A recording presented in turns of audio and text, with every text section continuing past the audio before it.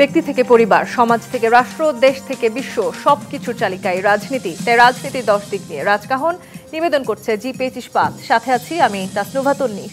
বেশ কয়েক মাস ধরে বিএনপি সহ তাদের সমমনা চলতি বছরে নির্বাচনের দাবি জানিয়ে আসছে। এই লক্ষ্যে তারা বিভিন্ন জায়গায় সভা সমাবেশ শুরু করলেও এবছর দেশে নির্বাচন হওয়া সম্ভব নয় বলে মনে করছেন সম্প্রতি সরকার থেকে পদত্যাগ করা জাতীয় নাগরিক পার্টির আহ্বায়ক নাহিদ ইসলাম। নির্বাচন হওয়ার মতো রাজনৈতিক পরিবেশ ও জনগণের পুরোপুরি নিরাপত্তা অন্তর্বর্তী সরকার নিশ্চিত করতে না পারাই নাকি এর মূল কারণ। তবে এই কথা মানতে নারাজ বিএনপি। দলটি বলছে, যত দ্রুত জাতীয় নির্বাচন হবে ততই রাজনীতি সহজ হবে, বাংলাদেশের মানুষ স্থিতিশীল অবস্থার মধ্যে আসবে। এদিকে গণমাধ্যমের এক খবর বলছে, নির্বাচনের পক্ষে বিপক্ষে শক্ত অবস্থান তৈরি করতে নাকি ঈদের পর মাঠে নামছে বিএনপি, জামায়াত ইসলামী ও জাতীয় নাগরিক পার্টি। এই তিন রাজনৈতিক শক্তি একসাথে মাঠে নামলে তার পরিণতি কি শুভ হবে? বর্তমান বাস্তবতায় আসলে কি চলতি বছর নির্বাচন আয়োজন করা সম্ভব নাকি না? নির্বাচন দেশকে স্থিতিশীল নাকি অস্থিতিশীলতার দিকে ঠেলে দিবে? এসব নিয়ে আলোচনায় আজ রাজখান স্টুডিওতে আছেন বিএনপির প্রশিক্ষণ বিষয়ক সম্পাদক ABM মোশাররফ হোসেন, আছেন জাতীয় পার্টির প্রেসিডিয়াম মেম্বার ATU তাজ রহমান এবং আছেন NDM এর চেয়ারম্যান ববি হাজ্জাজ। স্বাগত জানাচ্ছি আজকের আলোচনায়। ববি হাজ্জাজ, আপনাকে দিয়ে আমি একটু শুরু করতে চাই। ঈদের পরেই মাঠে নামছে তিনটি দল, বিএনপি, জামায়াত ইসলাম এবং জাতীয় নাগরিক পার্টি। বিএনপি যত দ্রুত সম্ভব নির্বাচনের দাবিতে তারা মাঠে নামবে সে কথা জানিয়েছে। জামায়াত ইসলাম বলেছে তারা সংস্কারের পর নির্বাচন চায় এবং এনসিপি তারা বলেছে সংস্কারের পর গণপরিষদ নির্বাচনের কথা চিন্তা করছে এবং এরপর তারা দ্রুত নির্বাচনের বিরোধী অবস্থানে আছে, অর্থাৎ তারা কোনোভাবেই দ্রুত নির্বাচন প্রত্যাশা করে না এবং এই বিষয়টি নিয়েই তারা আসলে মাঠে নামতে চায়। তার মানে আসলে ঈদের পরে নির্বাচনের সম্ভাবনা যতটা আমরা দেখতে পাচ্ছিলাম, রাজনৈতিক মাঠ উত্তপ্ত হওয়ার সম্ভাবনা ঠিক ততটাই বাড়ছে কিনা? জি, আপনাকে অসংখ্য ধন্যবাদ। একই সাথে সবাইকে সালাম ও শুভেচ্ছা দিয়ে শুরু করছি। আপনি শুরু করেছেন তিনটা দল। আসলে নির্বাচন যখন আমরা অ্যাটলিস্ট আশাবাদী যে সামনাসামনি অল্প সময়ের ভিতরে নির্বাচন আসতে পারে, সে ডিসেম্বরই হোক, অল্প সময়ের ভিতরে নির্বাচন আসতে পারে, তখন প্রত্যেকটা রাজনৈতিক দলই তাদের তৈয়ারি শুরু করবে এবং তারা রাজপথে থাকবে। সো সেই জায়গা থেকে শুধু তিনটা দল না, আপনি বলেছেন এনসিপি, আমি লিখি জেএনপি, জাতীয় নাগরিক পার্টি, যাই হোক ভাষাগত। তো জাতীয় নাগরিক পার্টি আসলে নতুন একটা পার্টি ফর্ম করেছে। তারা তরুণ, তারা অনেক আবল তাবল কথা বলে যাচ্ছেন, কারণ তারুণ্য, অভিজ্ঞতার স্বল্পতা, তার জন্য হয়তো আবল তাবল কথা বলেছেন। আমি শুনেছি এই দলের দায়িত্বে যে আছেন এগেন একজন তরুণ, কিছুদিন আগে সরকারি দায়িত্বে ছিলেন, এখন সরকারি দায়িত্বে নেই নাহিদ ভালো ছেলে। আমি নাহিদকে অনেক আদরের সাথেই বলছি যে নাহিদ যে কথাটা বলেছে, আমি আজকে মাত্র চায়না ছিলাম গত সপ্তাহ দুয়েক, আজকে ফিরেছি। তো আজকে এসেই খবরের হেডলাইন্সে যে কথাটা দেখলাম নাহিদ বলেছেন, আমি একটু কষ্ট পেয়েছি তার কথাটা শুনে। সে বলছেন যে এই মুহূর্তে দেশ যে অবস্থায় আছে সেই অবস্থায় হয়তো ডিসেম্বর মাসের ভিতর নির্বাচন দেওয়া সম্ভব নাও হতে পারে। তো আসলে নাহিদ তো দুদিন আগ পর্যন্ত অন্তর্বর্তীকালীন সরকারের অংশ ছিল। তাহলে যদি এই মুহূর্তে দেশের অবস্থা হয় এমন যে নির্বাচন না দেওয়া যেতে পারে, এটার ব্যর্থতা কার? অন্তর্বর্তীকালীন সরকারের? তাহলে নাহিদ কেন, যদি কথাটা বলতেই হলো তাহলে কেন পুরোপুরি পরিষ্কার করে বলতো না যে অন্তর্বর্তীকালীন সরকার ব্যর্থ? আর অন্তর্বর্তীকালীন সরকার যদি ব্যর্থ হয়ে থাকে এই জায়গাটা তৈরি করতে, তাহলে কাকে আনতে হবে? তাহলে একটা নির্বাচিত সরকার আনতে হবে। সো অন্তর্বর্তীকালীন সরকার যদি ব্যর্থ হয়ে থাকে তাহলে তারও প্রয়োজন বেশি ভাই, আরও শীঘ্রই নির্বাচন হবার। মানে এগেন নাহিদ তরুণ, তার অভিজ্ঞতা কম, হয়তো তার জ্ঞানও কম, হয়তো তার অনেক কিছু কম, আমি জানি না কি কম, বাট এমনি আমি নাহিদকে খুব পছন্দ করি। ওর সাথে যে দুই একবার আমার কথা হয়েছে, আমার কাছে মনে হচ্ছে যে ভালো একটা ছেলে এবং হয়তো দেশের ভালো চায়। সো সেই হিসেবে আমি নাহিদ কি বলেছে সেটা বাদ দিয়ে আমি আলোচনা করি যে জাতীয় দেশের সর্বাঙ্গিকভাবে আমরা যদি দেখি যে দেশের অবস্থা যদি ভালো না হয়ে থাকে, আইন শৃঙ্খলার ব্যবস্থা যদি ভালো না হয়ে থাকে, আপনার দ্রব্যমূল্য বা যে দিক দিয়েই তাকান, কারণ সব কিছু তো আইন শৃঙ্খলার সাথে জড়িত, মানে দ্রব্যমূল্য বৃদ্ধি হয়ে যাচ্ছে, চাকরি হচ্ছে না, তখন তরুণরা আর কি করবে? তখন তারা হয়তো দুষ্টামির কোনো পথ বেছে নেবে জাস্ট জীবিকার জন্যই। সো এই জায়গা থেকে আইন শৃঙ্খলার অবস্থা খুবই দুর্বল। তো এই দুর্বলতার কারণটা কার? মানে অন্তর্বর্তীকালীন সরকারের হাতে 7 মাস অলরেডি পেরিয়ে গেছে, তারা অনেক কিছু করতে পারতেন, হয়তো করতে পারেননি। এখন করতে পারেননি আমি তাদের দোষারোপও করছি না, কিন্তু যদি দুর্বলতার কারণে করতে না পেরে থাকেন তাহলে অটোমেটিক্যালি এই দুর্বলতা মোচন কিভাবে হতে পারে সেটা সলিউশন হওয়ার কথা না, নাকি না দুর্বলতার কারণে 7 মাস করতে পারেন নাই, আরো 7 মাস আরো দেই, আরো দুর্বল হোক, আরো খারাপ হোক, মানে কোনটা reasonable argument? So reasonable argument তাহলে হওয়া উচিত যে 7 মাসে যারা পারেননি, যারা আগামী 7 মাসেও নাও পারতে পারেন, কারণ পারেননি তো ভাই, অলরেডি প্রমাণিত 7 মাসে পারছেন না, তাহলে কারা পারবেন? একটা শক্তিশালী সরকার, যারা নির্বাচিত, যাদের জনগণের ম্যান্ডেট আছে, যারা জনগণের সাথে কানেক্টেড, তারাই তাহলে পারতে পারেন। তাহলে তাদের কাছে দেওয়ার কারণটা আরো পরিষ্কার হয়ে যায়। তার মানে কি? তার মানে নির্বাচন। এখন নির্বাচন যদি বাংলাদেশের জনগণের কাছে যায়, নির্বাচন যদি এনডিএম জিতে, আমার পার্টি জিতে, বা জেএনপি, বা আপনি কি বলেন এনসিপি, জাতীয় নাগরিক পার্টি যদি জিতে, বা বিএনপি জিতে, বা বাংলাদেশ জামাত ইসলাম জিতে, যেই পার্টি জিতুক, জনগণের ম্যান্ডেট নিয়ে জিতবে, তার মানেই তারা জনগণের সাথে কানেক্টেড, তার মানে জনগণের সাথে তাদের সম্পৃক্ততা অনেক বেশি, তাদের ওই ক্ষমতাটা আছে সব জায়গায় যে প্রয়োজন, যে কাজগুলো প্রয়োজন সেগুলো ঠিকভাবে করার। তাহলে তাদের হাতে সরকারের দায়িত্ব দেওয়াটা অত্যন্ত গুরুত্বপূর্ণ। সো নাহিদ বুঝে হোক না বুঝে হোক যে কথাটা বলেছে, ওর কথার প্রেক্ষিতে আমি বলছি যে ও যেই কারণে বলেছে, সেই কারণের জন্যই ও যেটা বলেছে, যে প্রেসক্রিপশনটা দিয়েছে, তার উল্টা প্রেসক্রিপশনটা আসলে অত্যন্ত গুরুত্বপূর্ণ। ও বলেছে সম্ভব নয়, মানে ও বলেছে কাজ ঠিকভাবে হচ্ছে না, তার জন্য সম্ভব না। আমি বলছি যে ও পুরোপুরি ভুল ব্যাখ্যা দিয়েছে। কাজ যদি ঠিকভাবে না হয়ে থাকে, মানে 7 মাসে করতে পারেনি, তাহলে এই কাজগুলো তো দরকার ভাই, শুধু নির্বাচনের জন্য না, বাংলাদেশের জন্য, জনগণের জন্য দরকার। তাহলে এইটা যারা করতে পারবে, তাদের হাতে সরকারের ক্ষমতাটা যত শীঘ্রই দেওয়া সম্ভব তত দেওয়া উচিত। এখন নাহিদকে বা কাউকে যদি জিজ্ঞেস করেন, সে যদি বলে যে নির্বাচন যদি দেই, বিএনপি চলে আসবে, আমাদের এই যে মোশাররফ সাহেব এখানে আছেন, মোশাররফ সাহেবরা চলে আসবেন, মোশাররফ সাহেবরা আমি দিতে চাই না, তাহলে এটা ভাই জনগণের কাছে যান, জনগণকে যায় বলেন যে মোশাররফ সাহেব ভালো না, আমাকে ভোট দেন, সেটা জনগণকে যায় বলেন। কিন্তু আপনি মোশাররফ সাহেবকে চান কি না চান, তার জন্য জনগণের অধিকার থেকে তাদেরকে আপনি বঞ্চিত করবেন, এটা তো হইতে পারে না। এই প্রশ্নটি আমি যদি এবিএম মোশাররফ হোসেন আপনার কাছে আসি, বিএনপি যত দ্রুত সম্ভব নির্বাচন চাইছে, যে 3টি দল আসলে সামনে ঈদের পরে রাজনীতির মাঠে নামার কথা বলছেন, তাদের মধ্যে বিএনপি একটি অন্যতম বড় রাজনৈতিক দল বাংলাদেশে। বিএনপি কি তার মানে অনেকটাই নিশ্চিত যত দ্রুত সম্ভব নির্বাচন হলে আপনারাই জয়ী হবেন, অন্যান্য দলগুলোকে সময় দিলে তাদের জয়ী হওয়ার সম্ভাবনা বেড়ে যেতে পারে? সে কারণেই আপনাদের মাঝে এক ধরনের শঙ্কা আছে কিনা?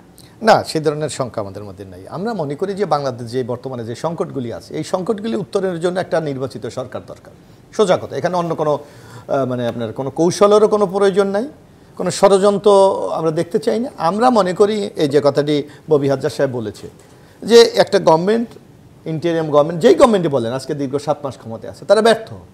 তারা আজকে জনগণকে নিরাপত্তা দিতে পারছে না, দুর্মূল্য নিয়ন্ত্রণ করতে পারছে না। এই সংস্কার শব্দটা ব্যাপকভাবে উচ্চারিত হচ্ছে, কিন্তু আপনি এই 7 মাস চলে গেল, সংস্কারের অগ্রগতি কতটুকু আপনি দেখেন? জামাত ইসলাম কিন্তু তাদের সুস্পষ্ট বক্তব্য দিয়েছে, তারা আগে স্থানীয় নির্বাচনের পক্ষে। তারা দিতে পারে, যদি আমি একটু বললে নিষ্ঠুর দেখা যায়, তাদের তো নিবন্ধনই নেই।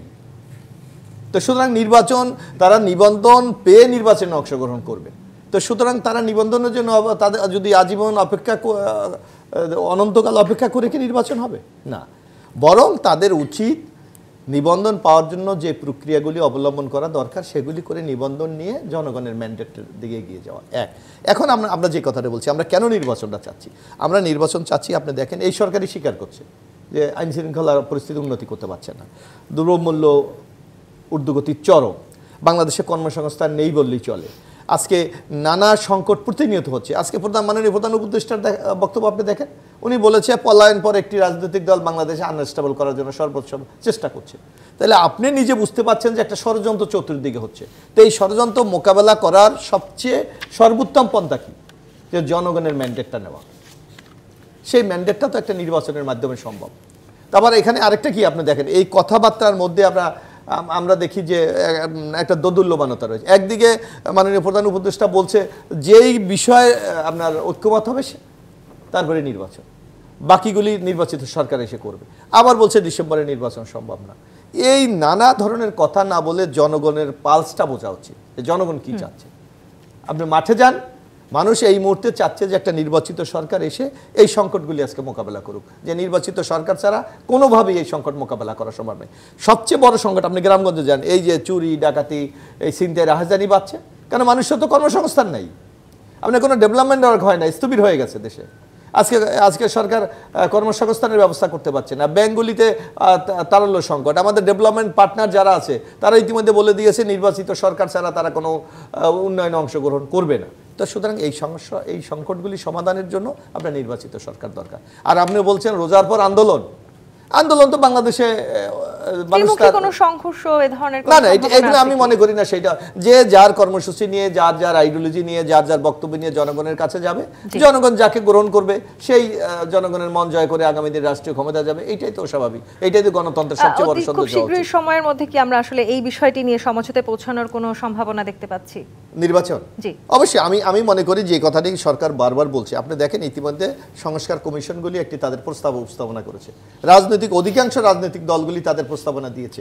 এর মধ্যে আপনি বসে কোন বিষয়ে আমরা সবাই ঐক্যমত, শেষ কোন বিষয়ে প্রায় ঐক্যমত, সেটি আপনি দেখতে পারেন। আর যেগুলি ঐক্যমত হয় নাই, আগামী দিনে কিভাবে সেগুলি বাস্তবায়ন করা যায় তার জন্য আপনারা পলিসি করতে পারেন। পলিসি করে যে ব্যাপারটা বলা হচ্ছে যে রাজনৈতিক দলগুলির কাছে একটা চ্যালেঞ্জ করে দেওয়া, যে আপনারা যারাই ক্ষমতায় যাবেন আগামী দিনে যে কিন্তু নাহিদ ইসলাম যখন খুব সুস্পষ্টভাবে বলেছেন এবছর কোনোভাবে নির্বাচন আয়োজন সম্ভব নয়, তখন আসলে বিএনপি দ্রুততম সময়ে নির্বাচন আশা করছে কিনা? এখন আপনি গণতন্ত্রে বিশ্বাস করেন?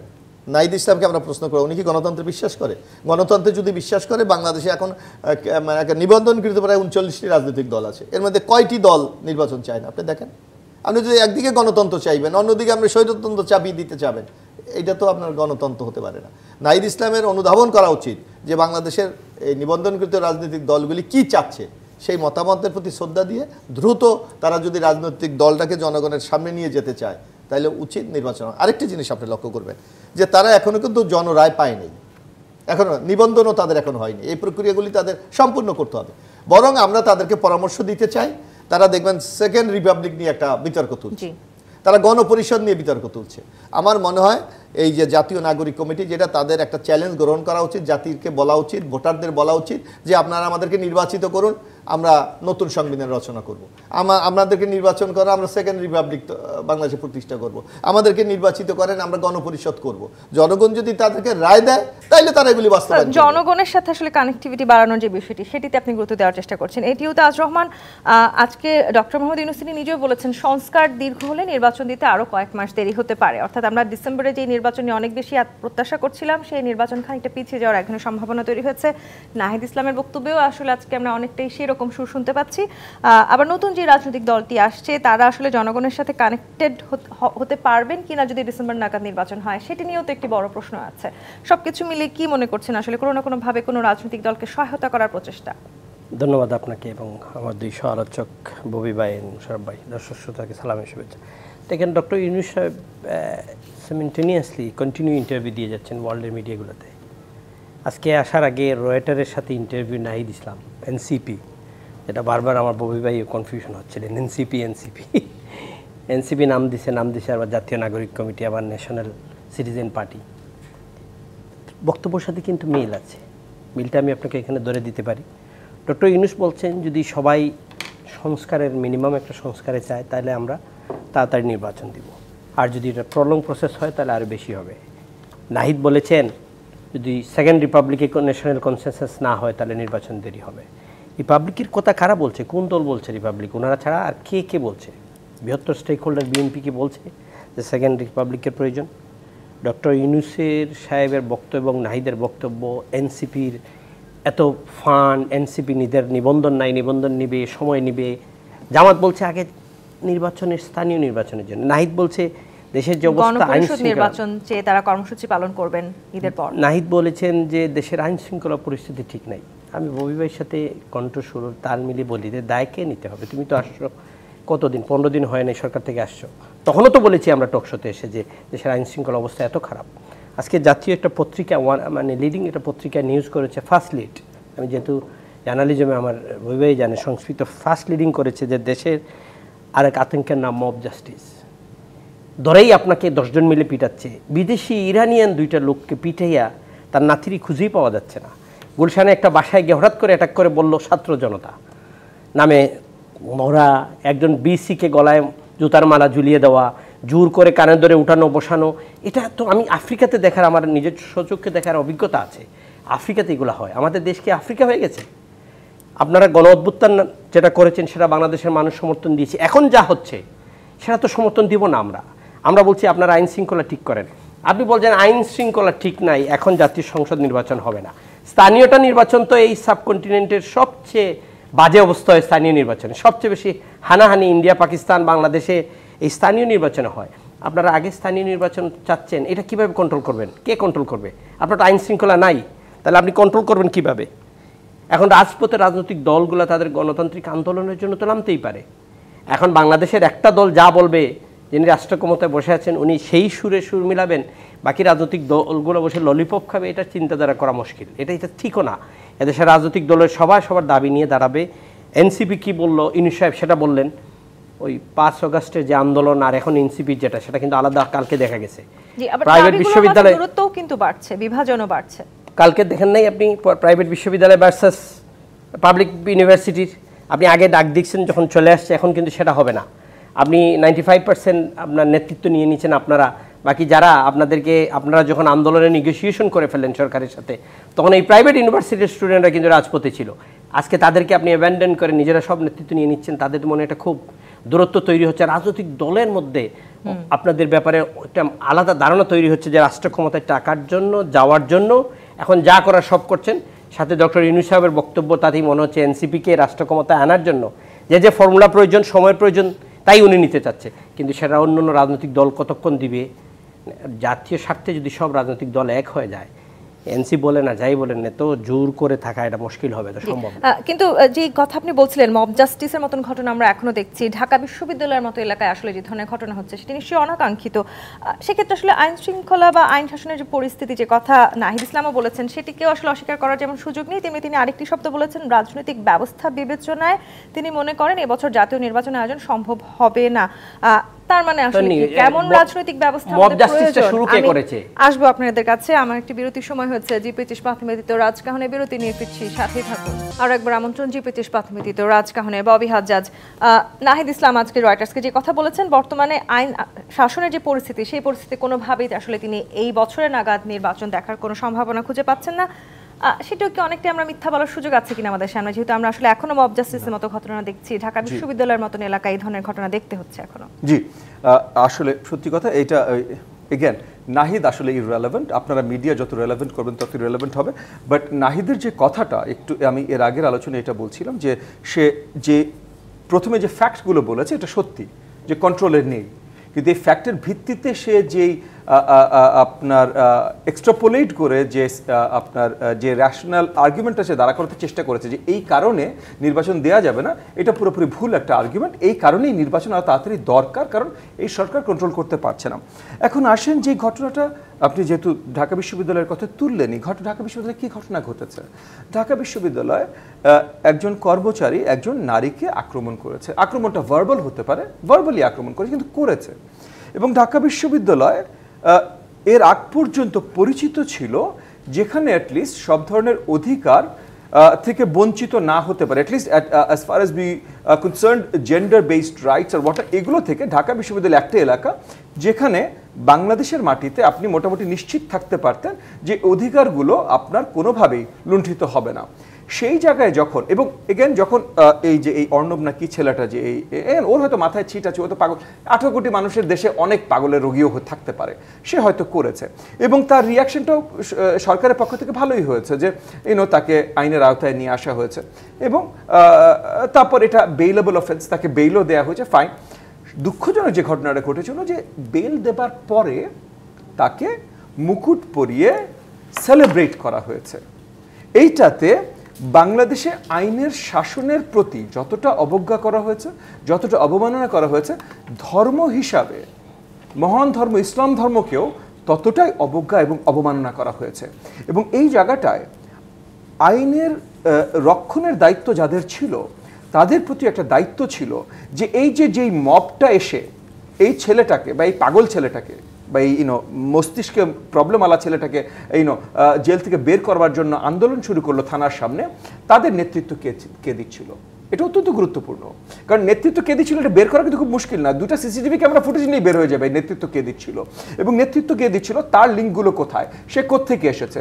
আমি মানে হয়তো আমার একটা ধারণা থেকে বলছি, হতেই পারে ভাই ছাত্রলীগের কর্মী ছিল যে নেতৃত্ব দিচ্ছিল, কারণ তারা এখন চেষ্টা করছে, ওরা ছাত্রলীগও সুন্দর একটা জিনিস শিখেছে, গত 15 বছর ছাত্র শিবির আর কোনো উপায় না পেয়ে তারা ইন ডিসগাইজ ছাত্রলীগে ঢুকে কাজ করেছে।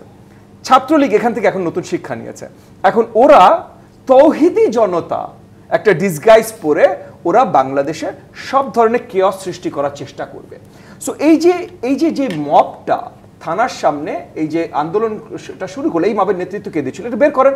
এত সোজা না ভাই একটা মবকে তৈরি করা। হ্যাঁ, এটার জন্য টাকা পয়সা দিতে হয়, এটার জন্য নেতৃত্ব দিতে হয়, এটার জন্য লিঙ্কস লাগে। সেটা কারা করছিল এটা বেরোলে কিন্তু বেরোয় যেত কারা এই অস্থিতিশীল পরিস্থিতি ক্রিয়েট করতে চেষ্টা করছে। কারণ এই সরকার বারবার করে পরিচয় দিচ্ছে যে অনেক ধরনের অধিকার থেকে মানে জনগণের নাগরিক সমাজের অনেক অংশের অনেক ধরনের অধিকারই রক্ষা করার জন্য তারা সোচ্চার না। নারী ফুটবল দলের ফুটবল খেলার সময় যখন বারবার করে আক্রমণ হলো তখনও তারা হালকা ফুলকা সুশীল সমাজের গল্প সুন্দর বলেছে যে আমরা তার মানে আসলে যারা আসলে এই পরিবেশগুলোকে অস্থিতিশীল করার চেষ্টা করছেন তাদের শক্তি কি অন্তর্বর্তীকালীন সরকারের চাইতেও বেশি? যদি সেটাই হয়ে থাকে অন্তর্বর্তীকালীন সরকার থেকে বেশি না ভাই, অন্তর্বর্তী সরকার ইনএফেক্টিভ, ইনএফিশিয়েন্ট এবং অনেকভাবেই তারা ইউজলেস নিজেদেরকে পরিচয় দিচ্ছে। এই জায়গাটিতে আমি একটু এটিও তাজ রহমান আপনার কাছে আসতে চাই। ডিসেম্বর নাগাদ আসলে বড় রাজনৈতিক দলগুলো বা পুরনো বাংলাদেশের রাজনৈতিক দলগুলো তার প্রত্যেকেই নির্বাচন প্রত্যাশা করছেন, কিন্তু এই ধরনের অবস্থা চলতে থাকলে, এভাবে অস্থিতিশীল পরিবেশ তৈরি করার চেষ্টা চলতে থাকলে, আবার এদের পরে মাঠে গড়াতে যাচ্ছে রাজনীতি তৃণমূল পর্যায়ে পর্যন্ত, সেখানে আসলে উত্তাপ অনেকটাই বাড়ার শঙ্কা আমরা দেখছি কিনা?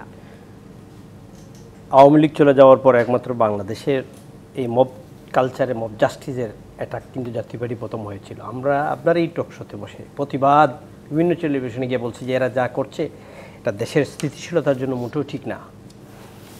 বড় বড় দলগুলো পরে বলা শুরু করেছে বলে এটা it is not justified. Media self censored হয়ে গেছে। মিডিয়াগুলো কোথায় যেন একটা ভয় কাজ করছে, কথা বলতে পারছে না। আগে আওয়ামী লীগ সরকার ইন্টেলিজেন্স থেকে ডিকটেশন দিত, এখন কোথা থেকে যে ডিকটেশনটা আছে, কোথায় আঙ্গুলিটা নাড়ানো হচ্ছে, মিডিয়াও যেন মুখ খুলতে পারছে না, সব কিছু বলতে পারছে না। পুলিশকে ধরে নিয়ে পিটানো, মানুষকে ধরে নিয়ে পিটানো, যাখানে ইচ্ছা যার বাড়ির সামনে গিয়ে ছাত্র জনতার নামে, তৌহিদি জনতার নামে আপনি শুরু করছেন। এদেরকে তো আপনারা প্রথম পেট্রন করেছেন, এখন আপনারা এটা কেন করেছেন আমরা মানুষ রাজনৈতিক দল বোঝাতে শুরু করে দিয়েছি।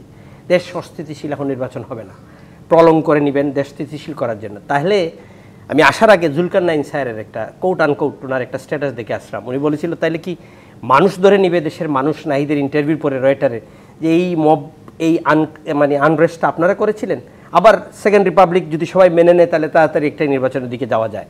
হোয়াট ডাজ ইট মিন? এটা তো ইন্ডিকেশন দিয়েই দিলেন। এখন এই মব জাস্টিসটা শুরু করেছিলেন, এই মব জাস্টিসে কিন্তু ঝামেলা আপনারাই পড়বেন। এদেশে ইতিহাস রাজনৈতিক দলরা অনেক দেখে আসছে, এটা সহজে কিছু করা মানে আপনি চিন্তা করা। শুনেন, একটা স্টেবল যদি গভর্নমেন্ট না হয়, কখনোই নির্বাচিত গভর্নমেন্ট ছাড়া, ইলেক্টেড গভর্নমেন্ট ছাড়া স্টেবল গভর্নমেন্ট হবে না। স্টেবল গভর্নমেন্ট যদি না হয়, স্টেবল ল অ্যান্ড অর্ডার হবে না, স্টেবল জাস্টিস সিস্টেম হবে না, স্টেবল মিডিয়া হবে না, কিচ্ছু হবে না। এখন কোথায় যেন আদালত পড়ার জন্য নীরব হয়ে গেছে, ওনারা কাজ করতে চাইলেও পারছে না, কোথার থেকে যেন আঙ্গুলি নির্দেশ দেওয়া হচ্ছে। এখন তো আসলে অদৃশ্য শক্তি কারা? আপনি দেখেন, আপনাকে একটা কথা বলি, কোন অদৃশ্য শক্তি এখন আদালতে ইন্টারফেয়ার করছে, কোন অদৃশ্য শক্তি আইন শৃঙ্খলাকে ইন্টারফেয়ার করছে, কোন অদৃশ্য শক্তি এখন চাঁদাবাজি করছে, কোন অদৃশ্য শক্তি এত টাকার এত হিউজ টাকার এই উৎস কোথা থেকে আছে? একটা রাজনৈতিক দল তৈরি হয়ে লক্ষ লক্ষ মানুষের সমাগম করাম, আরেকজনকে বলছে যে আমাকে 10 কোটি টাকা আপনাকে দিব, আপনি চলে আসেন। কোথা থেকে? আমরা হিমশিম খাচ্ছি, একটা পার্টি 40 বছর পুরানো পার্টি আমরা চালাইতে গিয়ে হিমশিম খাচ্ছি। কি বললেন? সরি, এই অভিযোগ নাকচ করেছে এই জাতীয় নাগরিক পার্টি? না, অভিযোগ তো যিনি করেছেন আরেকজন নাকচ করেছেন, আমরা সেখান থেকে নিয়েই তো কথা বলছি। আমরা কে করেছে না কে করেন নাই, বাট আমরা যেটা আসছে সেটাই কথা বলছি। এটা হচ্ছে না তা তো কথা না। একটু আগে সুনামগঞ্জের একটা ভিডিও কল রেকর্ড দেখলাম এক সমন্বয়, উনি বলছেন যে এখান থেকে শুরু করে কেন্দ্র পর্যন্ত টাকা যায়। It is on record, video আছে আমার কাছে। তাহলে এখন আপনি নির্বাচন হবে না, আমি তো শেষ করি, এক সেকেন্ড দিয়ে দিচ্ছি। নির্বাচন চাচ্ছে রাজনৈতিক দলগুলো, সব মোটামুটি সব দল চাচ্ছে নির্বাচন, দুই একটা দল ছাড়া। দুই একটা দল, একটা হলো এখানে আছেন জামাত, বলছেন স্থানীয় নির্বাচন আগে দেন, আর এনসিপি তেনাগরবাড়ি বলছে আমরা স্থানীয় নির্বাচন আগে দিব, আর এখন নির্বাচন দেওয়ার অবস্থা নাই। নির্বাচন জাতীয়টা দেওয়ার যদি অবস্থা না থাকে, যে সবচেয়ে ভয়াবহ হাঙ্গামা হয় যে স্থানীয় নির্বাচনে মানুষ কোন সেটা আগে দিলে কিভাবে আপনি সেই নির্বাচন? মোশাররফ হোসেন, বিএনপি যে সময়টি বলছে তারা দেশের স্থিতিশীলতার জন্য দ্রুততম সময়ের মধ্যে নির্বাচন চায়, একই সময় দলটির সিনিয়র যুগ্ম মহাসচিব রুহুল কবির রিজভী বলেছেন অন্তর্বর্তী সরকারে বিএনপি বিদ্বেষী উপদেষ্টা রয়েছেন। এই বিএনপি বিদ্বেষী উপদেষ্টারা যদি অন্তর্বর্তী সরকারে থাকেন তাহলে ডিসেম্বর নাগাদ নির্বাচন হলেই বাকি আমরা সেই নির্বাচনকে সুষ্ঠু বলতে পারবো না? আমরা মনে করি জনগণের শক্তির কাছে এই সকল বিএনপি বিদ্বেষী, যা বিএনপির বিরুদ্ধে তো আওয়ামী লীগ 15.5 বছর ছিল, বিএনপিকে নিঃশেষ করে দিতে পেরেছে। আমাদের নামে প্রায় 40,000 মামলা, প্রায় 60 লক্ষ আসামি আমাদের বিরুদ্ধে, 1,10,000 মামলা, প্রায় 60 লক্ষ আমাদের আসামি, আমাদের প্রায় 3,000 লোককে হত্যা করেছে, গুম করা হয়েছে, আমাদেরকে নিঃশেষ করতে পেরেছে? পারে নাই।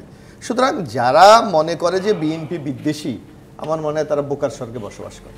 কারণ বিএনপিকে অনেকে নিঃশেষ করতে চেয়েছিল, পারে নাই।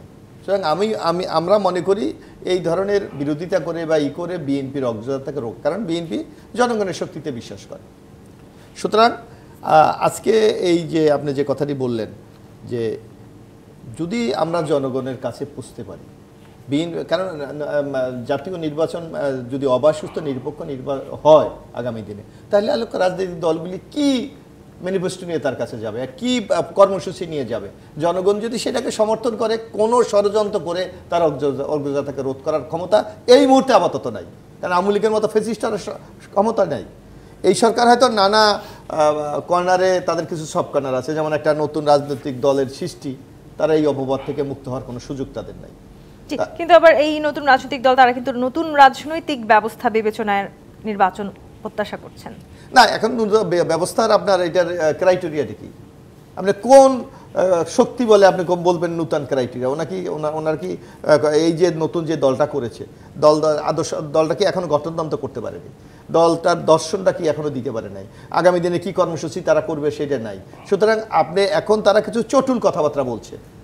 এরা যে পূর্ণাঙ্গ যখন তাদের কর্মসূচি নিয়ে, তাদের ম্যানিফেস্টো নিয়ে, তাদের আগামী দিনের থিম কি, এগুলো নিয়ে জনগণের কাছে আসবে, তখন আমাদের কাছে ক্লিয়ার হবে, সাধারণ মানুষের ক্লিয়ার হবে আসলে নতুন দলটি কি চায়।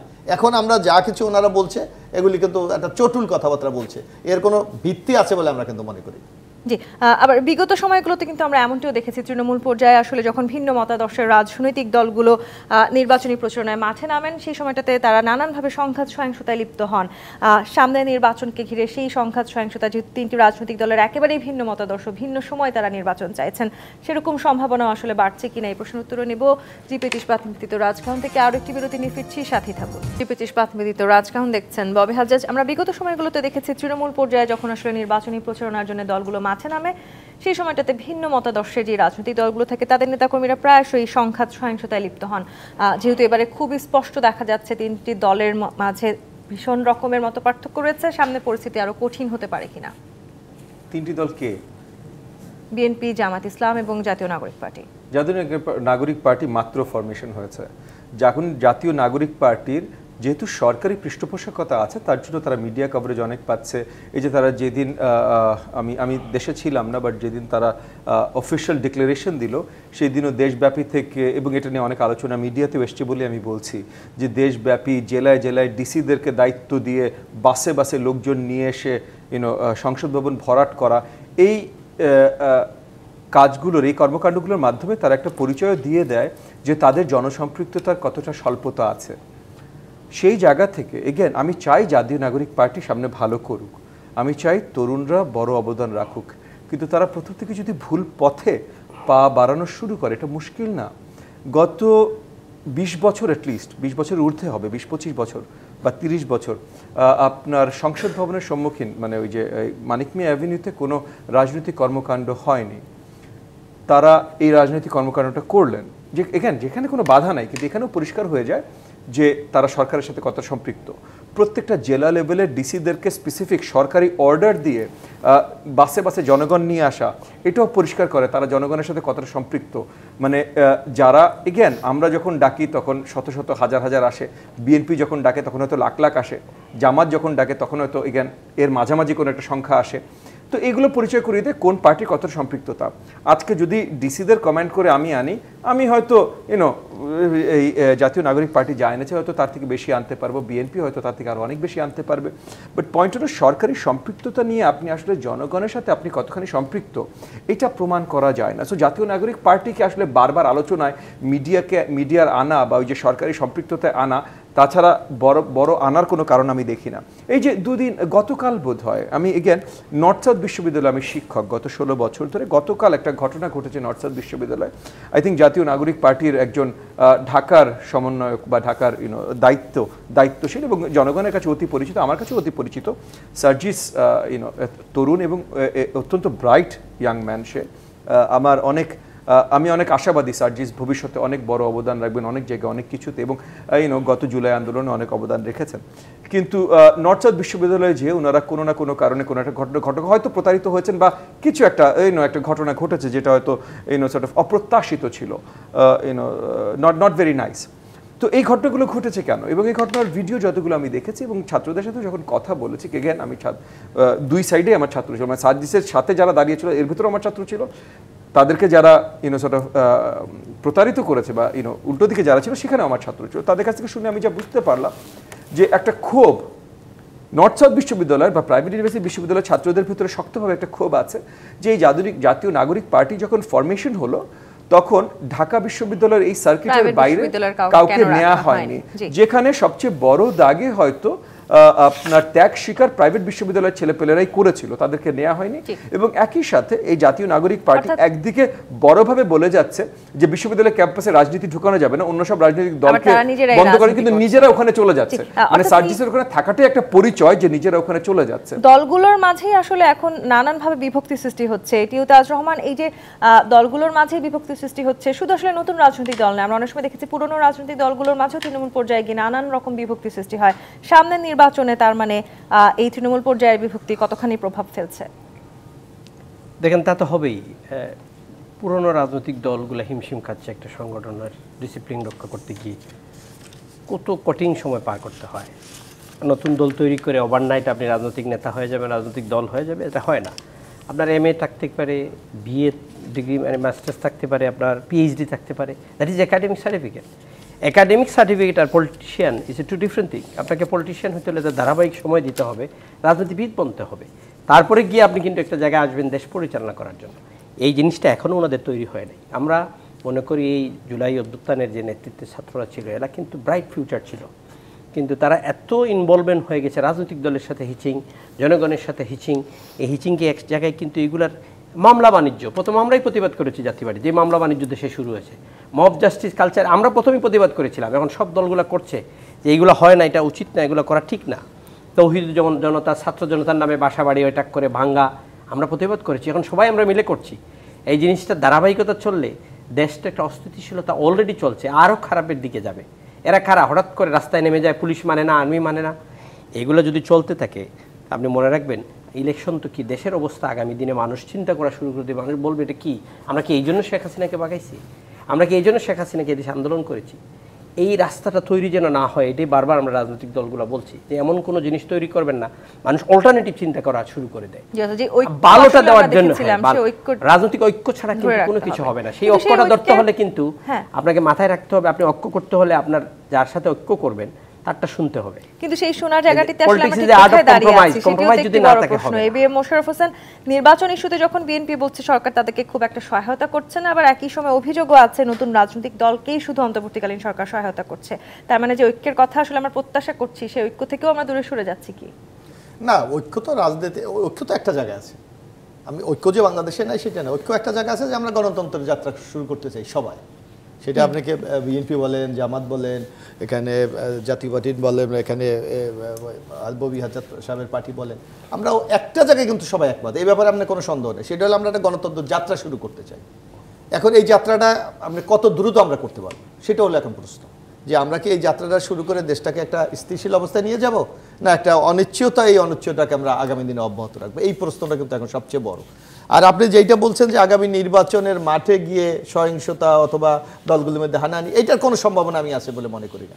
কারণ আপনাকে জনগণের ম্যান্ডেটটা আপনাকে নিতে হবে, তো জনগণের কাছে এই বার্তাটা দিতে হবে আপনাকে, আপনি আগামী দিনে একটা শান্তিপূর্ণ বাংলাদেশ চান, সকলের বাংলাদেশ চান, একটা সাম্যের বাংলাদেশ চান, একটা মানবাধিকারের বাংলাদেশ চান। সুতরাং আপনি যদি ভায়োলেন্স করতে চান, আপনি যদি পেশি শক্তি এখানে প্রদর্শন করতে চান, অথবা সরকারের ছত্রছায়ায় থাকতে চান, কারণ এই দেশে কিংস পার্টির রেজাল্ট খুব ভালো না। সুতরাং এই নূতন দলটাকে এই জিনিসটা সবচেয়ে বেশি মনে রাখা উচিত, স্মরণ করা উচিত।